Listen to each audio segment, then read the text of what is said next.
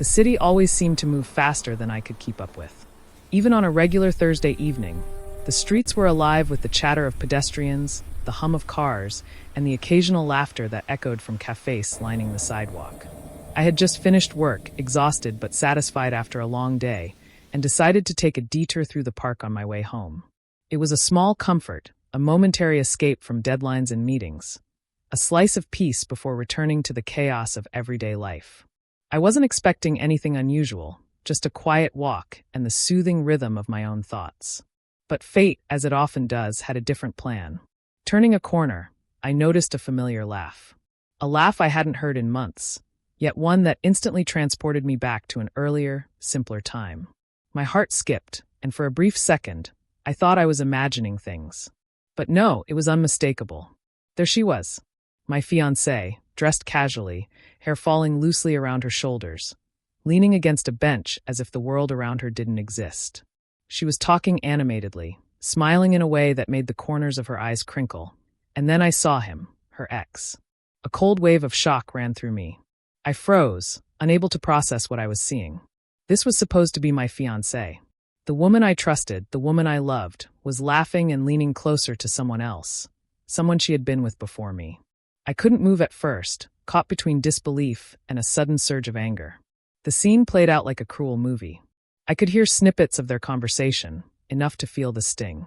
She was sharing something personal, maybe a memory, and he was listening intently, his hand occasionally brushing against hers. My mind raced. Why is this happening? I asked myself. Why now, after everything we've built together? I wanted to march straight up to her, demand an explanation, maybe even lash out. But something held me back, a mix of shock, confusion, and a strange, unexpected numbness. Instead of confronting them immediately, I found myself lingering in the shadows, trying to understand what I was witnessing. For years, I had believed in the strength of our relationship. I trusted her implicitly, or at least I thought I did. And yet, here she was, crossing a line I didn't even know we had drawn. My mind couldn't stop replaying the scene. Each laugh, each casual touch, felt like a betrayal carved into my chest. I decided to leave. Not because I wanted to walk away from her, but because I needed a moment to breathe, to think, and to process. The walk home felt longer than usual, every step heavy with the weight of emotions I couldn't name. Anger, hurt, disappointment, they all mingled into a chaotic storm. That night, I couldn't sleep. I lay awake, staring at the ceiling, replaying every detail over and over. I tried to recall if I had ignored signs, moments when she might have been distant or distracted. Maybe I had overlooked subtle hints that something was amiss. The more I thought, the more I questioned myself. The next morning, I saw her messages. Casual, cheerful, with no hint of guilt. It was as if nothing had happened, as if our bond was untouched. My chest tightened. How can someone be so indifferent to my feelings? I wondered. Despite the hurt, I knew confrontation was inevitable. I couldn't continue with this uncertainty hanging over us. I needed answers, clarity, and above all, honesty. When I finally spoke to her, I tried to stay calm, though my voice betrayed the tension I felt. I saw you yesterday with him. She paused, her eyes widening slightly. For a moment, I thought she might deny it, but instead she sighed and looked away. I didn't mean for you to see that, she said softly. Not meant for me to see? I echoed. Or not meant for you to do it? Her silence spoke volumes. She explained that their encounter was coincidental. They had bumped into each other while running errands, and he had wanted to talk about some unfinished business. She claimed it was innocent, that nothing had happened, and that her feelings for me were unchanged. I wanted to believe her. I really did. But trust, once shaken, isn't easily restored. I felt a mix of skepticism and lingering resentment, yet, strangely, I also felt a budding sense of understanding. I realized that harboring anger wouldn't help me, nor would it strengthen our relationship. Over the next few days, I observed her carefully, not out of suspicion, but out of a desire to see the truth in her actions, not just her words. And slowly, I noticed the little things, the way she included me in her thoughts, how she prioritized our plans, and the subtle reassurances she offered without prompting. It wasn't immediate, but gradually, I stopped feeling the sharp resentment that had gripped me. Instead, a quiet clarity emerged. Our relationship, like all relationships, was imperfect. Misunderstandings, unexpected encounters, and human flaws were inevitable. What mattered was the choice to trust, to communicate, and to forgive. By the end of the week, I felt a strange sense of peace. The incident no longer loomed over me like a shadow. Instead, it became a turning point, a moment that tested my emotions and ultimately strengthened my understanding of love and trust. The unexpected encounter had shaken me, but it also taught me a lesson I would carry forward. Relationships are built not only on passion and connection, but on resilience, forgiveness, and the willingness to see beyond mistakes to the person you truly love. And as I watched her laugh with me that weekend, holding my hand and sharing moments that felt genuine and sincere, I realized something important. Trust isn't blind, it's courageous. And in that courage, I found a way to move past hurt, past anger, and into a deeper, more mature understanding of love. After the incident in the park, life seemed to resume its normal pace, but something inside me had shifted. I tried to ignore it at first, convincing myself that what had happened was merely a coincidence, a harmless encounter with her past. Yet, deep down, I couldn't shake the nagging feeling that there were subtle signs I had been blind to, clues I had overlooked in the comfort of my trust. It started with small gestures. A laugh that seemed a little too bright when someone else mentioned a memory I wasn't part of. A sudden smile at a text message she received that she quickly hid from me. The casual way she sometimes lingered on her phone, whispering to herself as if sharing secrets with an invisible friend.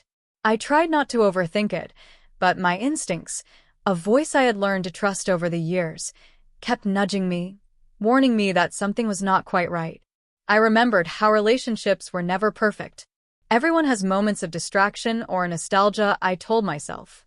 But even as I reassured myself, the unease continued to grow, subtle but persistent.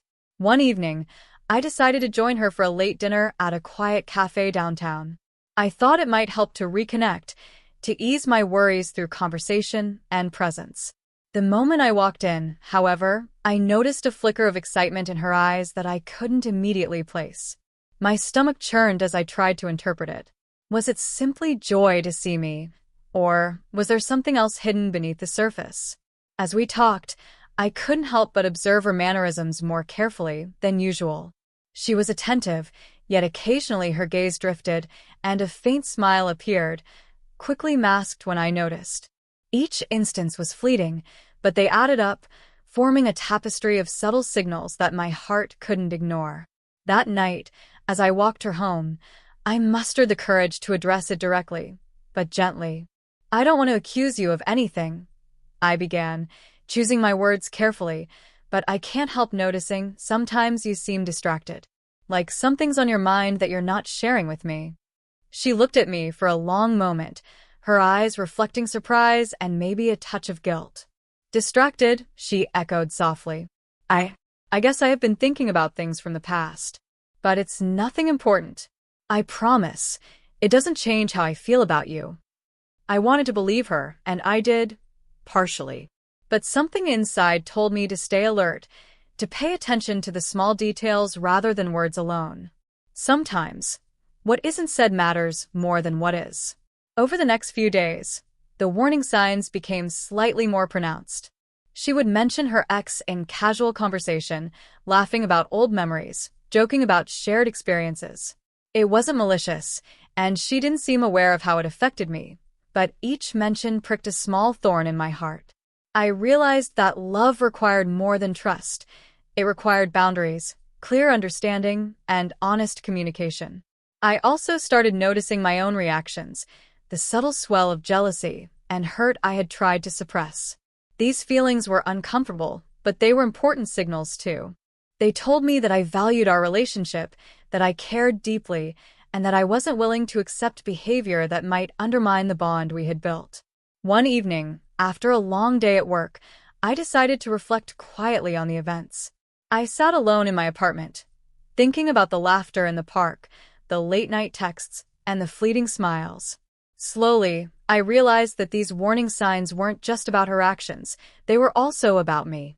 They were tests of my patience, my understanding, and my ability to navigate the complicated emotions that come with love. I understood then that relationships were layered, intricate systems of emotions and experiences. They required awareness, attentiveness, and the courage to face uncomfortable truths. Ignoring the warning signs would only allow doubts to fester, potentially harming the very love I cherished. Instead of letting resentment grow, I chose a different approach. I began observing, listening, and seeking understanding, not to control her, but to strengthen our connection. I reminded myself that love was not just about passion or excitement. It was about resilience, honesty, and the willingness to face challenges together. By the end of the week, the warning signs had done their work. They had shaken me, yes, but they had also awakened a deeper awareness. I felt more attuned to our relationship, more capable of recognizing both strengths and vulnerabilities. I realized that being in love was not about blind trust alone. It was about being awake, aware, and committed to navigating life together, even when shadows of the past appear. As I prepared for another day, I felt a quiet determination. The warning signs were not threats. They were lessons. And with them, I could approach my fiancé not with suspicion or anger, but with clarity, empathy, and a renewed sense of commitment to understanding her fully. The tension had been building for days, simmering quietly beneath the surface of our seemingly normal interactions. I could feel it in every glance, every fleeting smile, every casual mention of his name. The warning signs had grown louder, demanding attention, and my patience had reached its limit.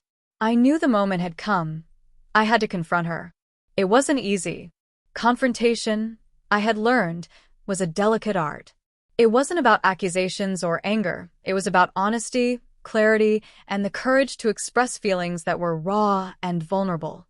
I took a deep breath that evening, heart pounding, as I asked her to sit with me in the living room. She looked up from her phone, sensing the seriousness in my tone. Her usual warmth was tinged with curiosity, maybe even a hint of worry. "What's wrong?" she asked softly, setting the device aside. I looked into her eyes, searching for truth, searching for signs of sincerity. "We need to talk," I began. "About him, about your ex." Her expression shifted slightly, a flicker of defensiveness crossing her face. I could feel the tension in the room, thick and almost suffocating. But I pressed on. "I saw you with him, and I can't stop thinking about it. I need to understand why it happened, and what it means for us." She sighed, her shoulders dropping as if the weight of the conversation had been building for her as well. "It's not what you think," she said quietly. "I ran into him by chance. We talked, yes, but it was harmless. I never meant to hurt you." Her words were calm, measured, but I could sense the underlying fear. Fear that I wouldn't believe her. Fear that this could change everything between us. I stayed silent for a moment, letting her explanation sink in, though the mix of emotions swirling in me made it difficult to find my own voice. "Harmless," I repeated, my voice steady but firm. "It didn't feel harmless to me. Seeing you laugh with him, lean close to him, it hurt. I don't know how else to describe it." She reached out, placing a hand gently on mine. "I understand," she said. "I didn't think it would hurt you. I thought maybe you'd trust me enough to know that it means nothing. But now I see that I should have been more careful, more considerate of your feelings." Her sincerity struck me. I realized that confrontation wasn't just about proving a point or demanding explanations.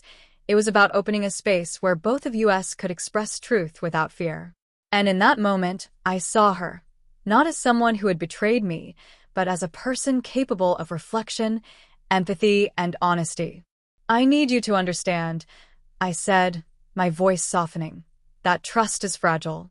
It can be broken in a second, even if the actions aren't meant to hurt. I want to believe you, but I need reassurance, not just words, but actions, consistency, and respect for the boundaries we've set." She nodded, eyes glistening with emotion. "I get it. I will do whatever it takes to rebuild that trust. I want us to be strong, together. I don't want the past or anyone else to come between us." The intensity in the room slowly began to dissipate. The confrontation had been difficult, raw, and emotional, but it was necessary.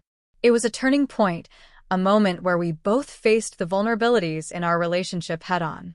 We spent hours talking that night, not just about the incident, but about our expectations, boundaries, and fears. For the first time in days, I felt a sense of relief, a quiet hope that maybe this challenge could make us stronger rather than tearing us apart. By the end of the conversation, we had reached a tentative understanding. The confrontation had not erased the pain entirely, nor did it dissolve all doubts, but it had created a foundation for healing. I realized that love was not about avoiding conflicts. It was about facing them with honesty, empathy, and a willingness to grow together. As I lay in bed that night, reflecting on the confrontation, I felt a subtle shift within me. The anger that had threatened to consume me was replaced with a cautious optimism.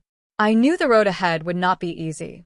Trust would need to be nurtured, boundaries respected, and past wounds carefully healed. But for the first time in days, I believed that our love could survive this test. The confrontation had been uncomfortable, painful even, but it was also liberating.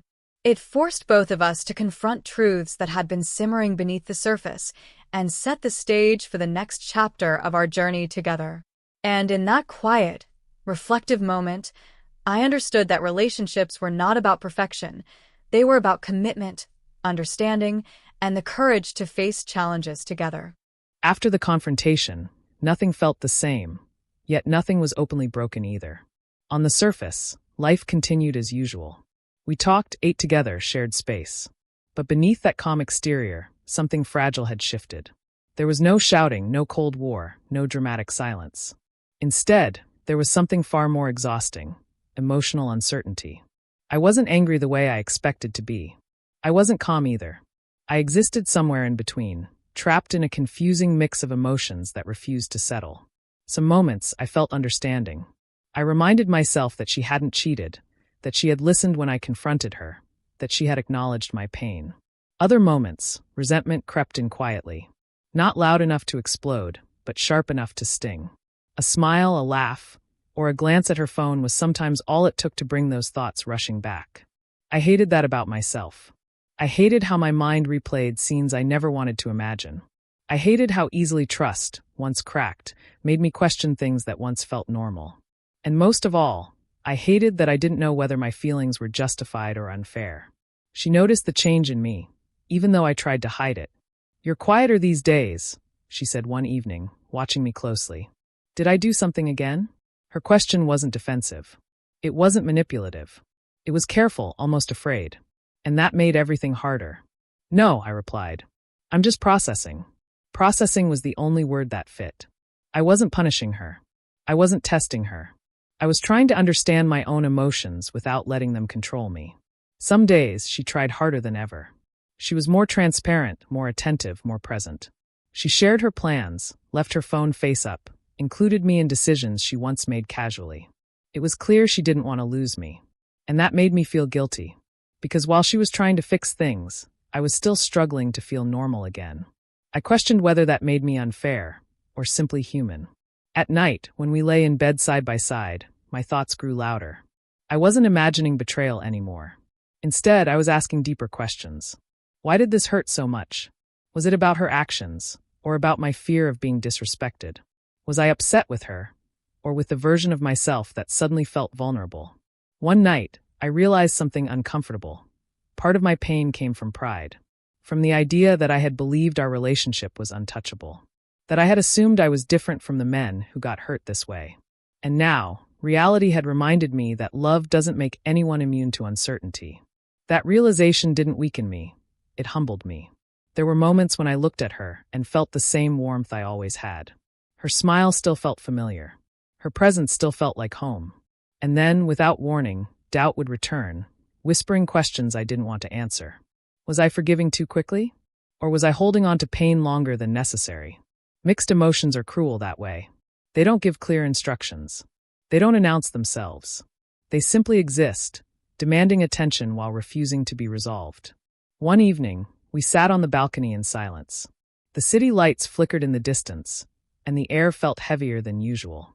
Finally, she spoke. "Do you think we'll be okay?" The honesty in her voice caught me off guard.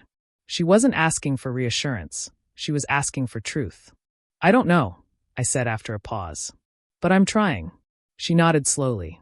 "That's all I can ask for." That conversation stayed with me. It made me realize that healing isn't linear. There is no switch you flip where pain disappears and trust instantly returns. Healing is messy. It's quiet. And most of the time, it happens internally, without either person fully understanding what the other is feeling. I also began to recognize something else. I wasn't just afraid of her hurting me again. I was afraid of losing myself, of becoming someone suspicious, distant, or emotionally closed off.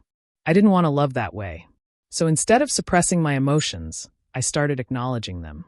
I allowed myself to feel hurt without turning it into hostility. I allowed myself to feel cautious without becoming controlling. And slowly, that balance began to change me. I realized that love isn't proven by the absence of mistakes, but by how two people respond when mistakes happen. She wasn't dismissing my pain. She wasn't minimizing it. And she wasn't rushing me to get over it. That mattered more than dramatic apologies ever could. Still, the conflict inside me remained. Some mornings, I woke up feeling hopeful. Other mornings, I felt emotionally tired before the day even began. But over time, one thing became clear. My resentment was fading, even if my caution wasn't. And maybe that was okay. Forgiveness doesn't mean forgetting. It means choosing not to let anger control your future. And at some point during those emotionally tangled days, I understood that holding on to resentment was hurting me more than it was protecting me. That didn't mean I had all the answers. It simply meant I was ready to start looking for them honestly. By the end of that phase, I knew one thing for certain. Whatever decision I made next, whether to fully move forward or walk away, it had to come from clarity, not confusion. From strength, not fear. Mixed emotions hadn't broken me. They had forced me to grow. There comes a point in emotional conflict where pain stops shouting and starts speaking quietly. That was where I found myself. The anger had faded. The confusion remained, but it was no longer chaotic. It was thoughtful, introspective. And in that silence, realizations began to surface. I stopped focusing solely on what she had done and started asking a harder question. Why did it affect me the way it did? At first, I told myself it was about loyalty, respect, and trust, and that was true. But it wasn't the whole truth. Beneath those reasons was something deeper, fear. Not fear of losing her, but fear of losing the version of myself that believed love was simple and secure. I had assumed commitment meant immunity. That once two people were engaged, certain lines simply wouldn't be crossed. When that assumption cracked, it wasn't just my trust in her that shook, it was my belief system. That realization hurt more than the incident itself. One evening, I went out alone, driving with no destination in mind. The city blurred past me, and for the first time in weeks, my mind felt quiet. I asked myself a question I had been avoiding. If this relationship ended tomorrow, would I be broken, or would I survive? The answer came unexpectedly fast. I would survive. And with that realization came a strange sense of power. Not arrogance, not detachment, but clarity. I loved her deeply, but my identity did not depend on her choices. My self-worth was not a fragile object she could shatter by mistake. That understanding changed the way I looked at everything. When I returned home, I noticed things I hadn't before. Not just her efforts, but the intention behind them. She wasn't overcompensating. She wasn't trying to manipulate forgiveness. She was consistent, quietly accountable, emotionally present. Consistency is difficult to fake. She didn't bring up her ex anymore. Not because I asked her to stop, but because she understood. She didn't make grand promises. She changed behavior. And behavior speaks when words fall short. That's when I realized something important. People reveal their character not when they are perfect, but when they are confronted. She had been confronted, and she hadn't run. Another realization followed quickly. Forgiveness isn't an emotion. It's a decision. People wait to feel ready to forgive, not understanding that readiness often comes after the decision, not before it. I wasn't fully healed. I still remembered the pain. But I knew I didn't want to carry resentment into my future. Not with her. Not with anyone. Holding on to bitterness felt like anchoring myself to a moment that no longer deserved that much control over my life. So I made a choice. Not to forget. Not to excuse. But to release. That choice didn't instantly restore trust, but it opened the door for it. I also realized my silence had been part of the problem. I had tried to appear strong by withholding emotion, when real strength would have been honesty. I learned that vulnerability isn't weakness, it's participation. I began speaking more openly. Not accusing. Not reliving the past. Just expressing where I stood emotionally, without dramatizing it. She listened. And listening, real listening, is one of the rarest forms of respect. Slowly, something shifted between us. The tension faded. Conversations became lighter. Laughter returned, not forced, not cautious, but natural. I noticed that I no longer felt the urge to analyze her expressions or read into her words. Normalcy was returning. And normalcy, I realized, is the clearest sign of healing. One night, as we talked quietly, she said, "I know I can't undo what happened. I just want you to know that I choose you, every day." There was no desperation in her voice. No fear. Just certainty. That was when I understood the final realization of this chapter. Love isn't proven by perfection. It's proven by choice. Repeated, intentional choice. I chose to forgive because I didn't want to become guarded. She chose to stay accountable because she didn't want to lose us. And somewhere between those two choices, trust began to rebuild. Not dramatically, but steadily. By the end of that phase, I was no longer stuck between anger and understanding. I had reached clarity. I knew where I stood. I knew what I deserved. And I knew what I was willing to move forward with. Realizations don't always arrive like breakthroughs. Sometimes they arrive quietly, like a calm after emotional turbulence. And in that calm, I felt ready for the final step. Not just forgiveness, but moving forward. Forgiveness does not come with fireworks. It doesn't arrive as a sudden emotional breakthrough or a dramatic declaration. In my case, it arrived quietly, so quietly that I didn't even recognize it at first. It came after the anger had burned itself out, after the questions stopped demanding answers, and after I finally allowed myself to stop reliving the same moment again and again. For weeks, I had believed forgiveness was something I had to feel. That one day I would wake up and the pain would simply be gone. But that day never came. Instead, what came was something far more subtle: acceptance. One morning, as we sat across from each other at the breakfast table, I realized I wasn't tense anymore. I wasn't watching her expressions for signs of dishonesty. I wasn't bracing myself for disappointment. I was simply there, present, calm, and emotionally steady. That was when it hit me. I had already forgiven her. Not because the past no longer mattered, but because it no longer controlled me. For a long time, resentment had felt like protection. I told myself it kept me alert, cautious, prepared. But in reality, it was exhausting me. It was turning love into labor and trust into a daily test. Letting go didn't make me weak. It made me honest about what I wanted for my future. Later that day, I finally said the words aloud. "I've forgiven you." She looked up at me slowly, as if she wasn't sure she'd heard correctly. Her eyes filled with emotion, not fear, not guilt, but relief. "I didn't expect you to say that so calmly," she said. "I didn't expect it either," I replied. "But I mean it. Forgiveness didn't erase what happened. It didn't rewrite history or pretend pain never existed. It simply changed how much space that pain was allowed to occupy in my life." What surprised me most was how freeing that decision felt. For the first time in a long while, I wasn't trying to prove anything, to myself or to her. I wasn't trying to win an emotional battle or protect my pride. I was choosing peace over punishment.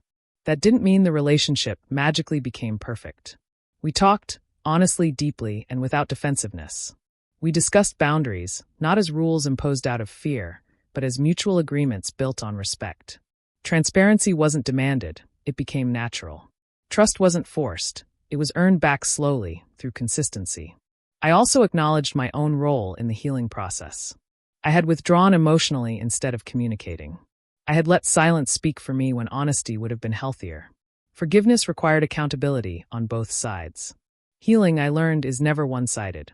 As days passed, something shifted between us. The heaviness lifted. Conversations flowed more naturally.